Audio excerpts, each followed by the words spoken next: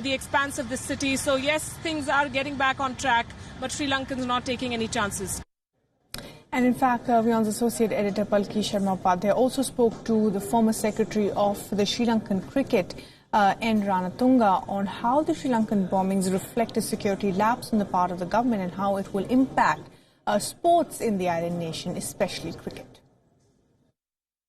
With me is Mr. Nishantha Ranatunga, former Secretary of Sri Lanka Cricket and former head of the national TV. Mr. Ranatunga, my first question to you is, how do you think your country is coping with what happened on Easter Sunday?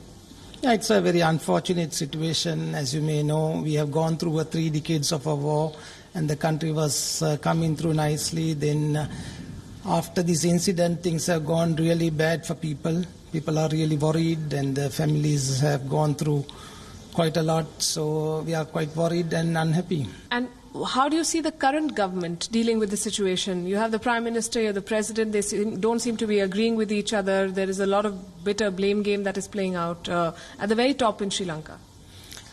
I think we have a very difficult situation. There are 2 parties that used to govern, and it was a coalition government, and after a while then there were people trying to gain more popularity and things like that. So therefore it has come to a situation that there is no proper coordination.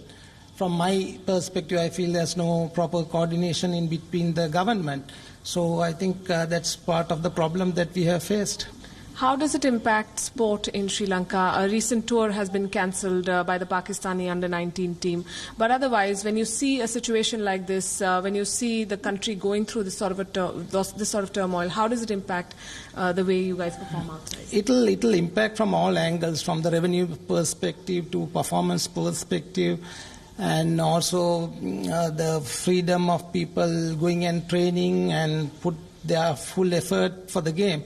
So commercially, there will be a lot of revenue drops, and in terms of players and the coaches and people's contribution, that will be very much lower. So I think it will definitely